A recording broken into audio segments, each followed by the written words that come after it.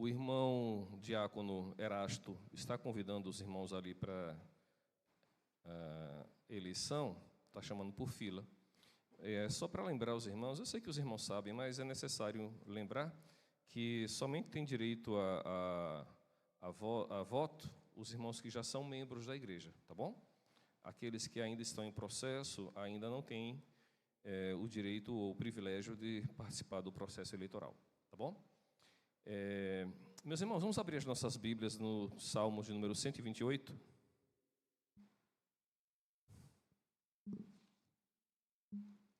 Salmos de número 128.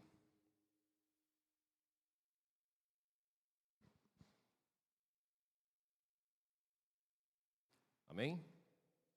Diz assim a palavra do Senhor: Bem-aventurado aquele que teme o Senhor e anda nos seus caminhos. Você comerá do fruto do seu trabalho, será feliz e tudo irá bem com você. Sua esposa no interior de sua casa será como uma videira frutífera. Seus filhos serão como rebentos de oliveira ao redor da sua mesa. Eis como será abençoado o homem que teme o Senhor. Que o Senhor o abençoe desde Sião, para que você veja a prosperidade de Jerusalém durante os dias da sua vida. E veja os filhos dos seus filhos, paz sobre Israel. Amém. Vamos orar, meus irmãos.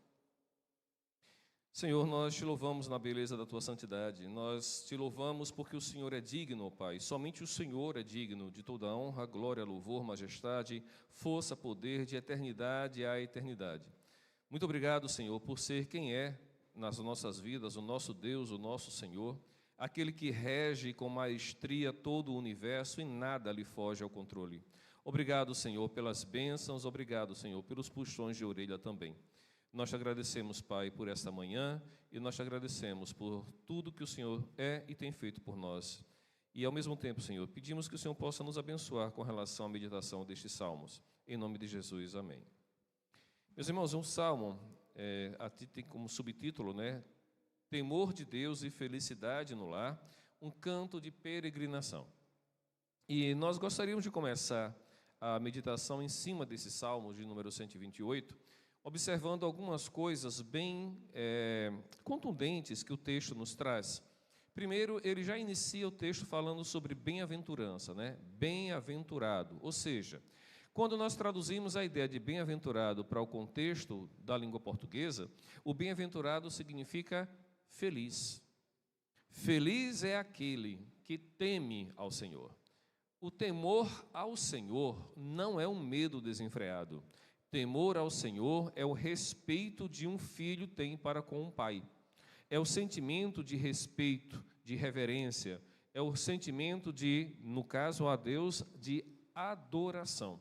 É esse o contexto que nós vamos observar quando entendemos o Salmo 128. Bem-aventurado é aquele que teme ao Senhor. Mas como é que se teme ao Senhor? Como é que nós podemos entender esse temor ao Senhor? Bom, aquele que teme ao Senhor anda nos seus caminhos. Aquele que teme ao Senhor, aquele que tem respeito, verdadeira adoração ao Senhor, busca andar nos seus caminhos.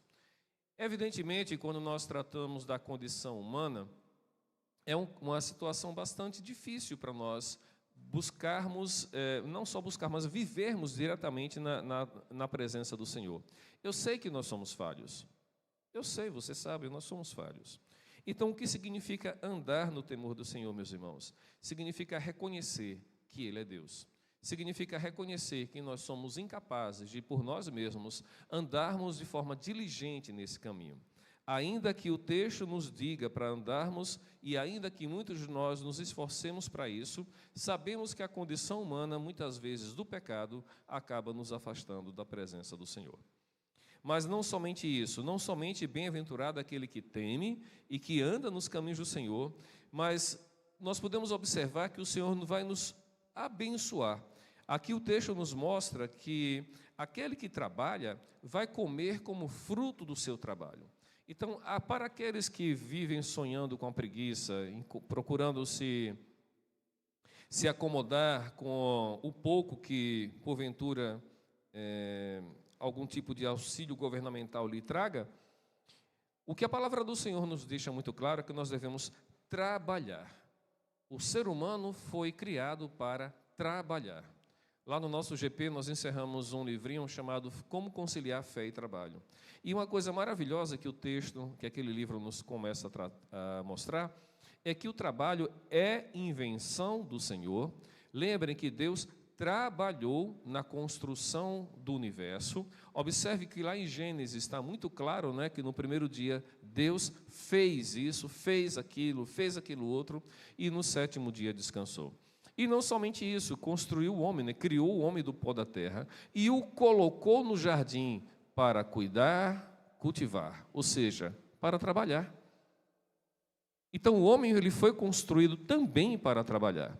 E aqueles que cultivam, que pregam a preguiça ou que vivem a preguiça, deveriam repensar os seus conceitos, porque estão realmente pecando contra o Senhor. Então, o que nós podemos observar nesse Salmo 128, entre outras tantas coisas, é, primeiro, a soberania de Deus sobre a vida do homem. Nós podemos observar que esse temor que o homem deve ter para com Deus não é fruto do seu próprio esforço, mas antes é Deus quem nos dá esse temor. Porque quando Ele se revela, quando Ele mostra a sua santidade, quando Ele mostra quem Ele é, o Deus Todo-Poderoso, não há no universo que não trema diante dEle. Não há, simplesmente não existe nada físico ou espiritual, material ou imaterial, que não obedeça a sua ordem, que não tema, que não trema diante do Senhor. Esse temor que nós temos, portanto, não é por mérito próprio, mas antes porque Ele, em sua misericórdia, nos chamou para um relacionamento pessoal consigo. Meus irmãos, lembrem que Deus é um Deus pessoal. O nosso Deus tem um relacionamento pessoal para conosco. O nosso Deus é um Deus de relacionamento. Lembre que primeiro Ele criou o homem, mas depois Ele cria a mulher, porque a própria palavra nos diz que não é bom que o homem esteja só.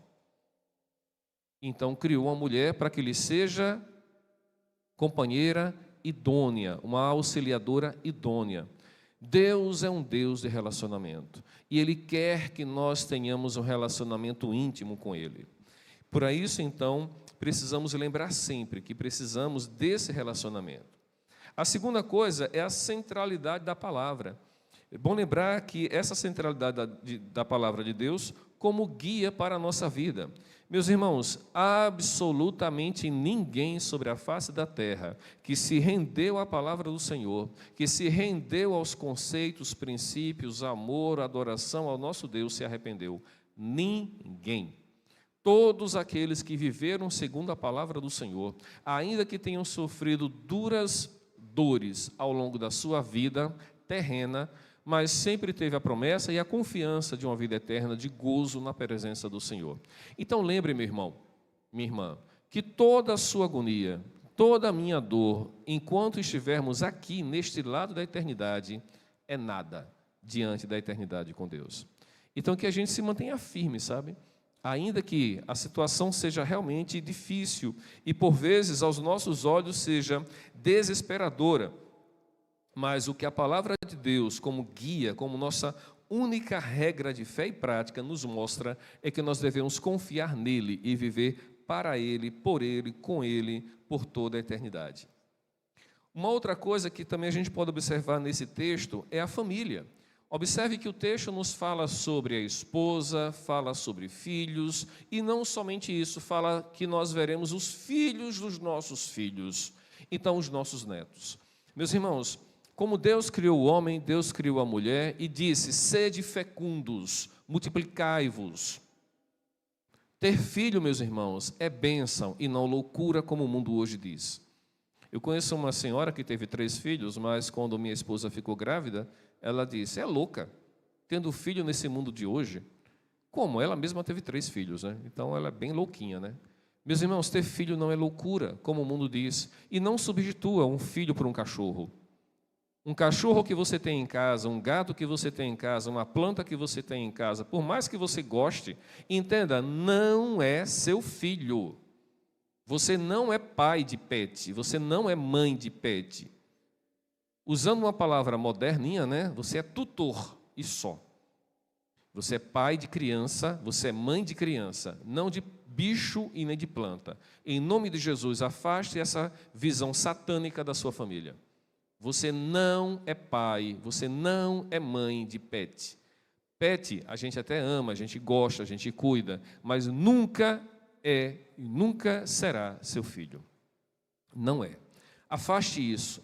O que nós vamos ver aqui no Salmo 128 é exatamente a ideia de Deus abençoando a família. E a família é constituída por um homem e uma mulher, com ou sem filhos, porque a gente sabe que tem algumas situações na questão física, orgânica, que algumas pessoas acabam não tendo filhos genéticos. Mas glória a Deus, porque até nós somos filhos por adoção desse Deus. Lembram disso? Que nós somos filhos por adoção? E aqui na IPJO nós temos pelo menos 4 pessoas ou 4 famílias que são adotadas ou que adotaram filhos. Sabia disso? Nós que somos cristãos deveríamos mais do que qualquer pessoa sobre a face da terra entender a necessidade de adotar crianças. Porque nós somos frutos de adoção, nós somos frutos da adoção do Deus eterno que nos escolheu apesar de nós. E uma outra característica que a gente pode observar, meus irmãos, nesse texto, é quando a gente olha a prosperidade que o texto aqui nos fala. O verso 4 nos deixa claramente: eis como será abençoado o homem que teme ao Senhor. O homem que teme ao Senhor será abençoado nos seus caminhos, vai comer fruto do seu trabalho, será feliz em tudo que fizer. Sua esposa será bênção, terá muitos filhos, os seus filhos serão rebentos de oliveira ao redor da sua mesa. Olhe quantas bênçãos o Senhor nos promete aqui. É claro que o texto está se remetendo lá ao país, né, à nação de Israel àquela época, mas nós podemos nos apropriar e entender que essas bênçãos a que o Senhor nos traz aqui, muito mais do que bênçãos físicas, muito mais do que bênçãos materiais, são bênçãos espirituais. Vamos lembrar, meus irmãos, que o que o Senhor nos traz aqui é uma prosperidade espiritual, ainda que seja acompanhada ou não de prosperidade material, mas a prosperidade espiritual que nós podemos ter aqui está relacionada a uma vida de santidade na presença do Senhor, de forma que nós teremos uma vida longínqua. Meus irmãos, ainda que nada disso possa se concretizar na vida de alguns de nós, ainda que alguns possam não casar, ainda que alguns possam não ter filhos, ainda que alguns não possam ter uma vida longínqua ou saudável, mas entendamos que as promessas do Senhor sobre as nossas vidas não se contradizem. Aquilo que o Senhor prometeu sobre nós há de se cumprir, ou seja, a vida eterna. É essa a maior bênção que alguém pode ter. É esse o maior milagre que alguém pode imaginar. Uma vida convertida. Para você que vivia no vale da sombra da morte, para você e eu que vivíamos nossos próprios deleites, e hoje nós vivemos para o Senhor, nós podemos compreender quanta transformação o Senhor fez em nossa vida. E tem feito, e continua fazendo. Para você que trilha o caminho do Senhor e tem tido uma vida transformada, observe o que o Senhor tem feito na minha e na sua vida, meu irmão. Mas se você começa a não enxergar as transformações que o Senhor tem feito na sua vida, ou você é cego espiritualmente, ou você não nasceu de novo, ou seja, a mesma coisa. Meu irmão, em nome de Jesus, não tem como você ter uma vida transformada, não tem como você ter uma vida com o Senhor, um contato com o Senhor, e não ter uma vida transformada. É impossível. É simplesmente impossível. Para mim e para você, que tivemos esse encontro pessoal com o Senhor, e a gente olha aqui no Salmo 128, aquele que vive, né, aquele que teme ao Senhor, aquele que anda nos caminhos do Senhor, tem sua vida transformada. O Salmo 128, meus irmãos, é um chamado para vivermos como o povo da aliança. O povo da aliança. Nós temos que temer ao Senhor e andar nos seus caminhos, enquanto a gente experimenta as bênçãos, as muitas bênçãos que Ele tem dispensado sobre as nossas vidas. Esse salmo, meus irmãos, também aponta para Cristo, como mediador dessa nova aliança. Meus irmãos, eu queria terminar essa meditação fazendo uma oração a Deus para que Ele possa nos ensinar a temê-lo mais, sabe?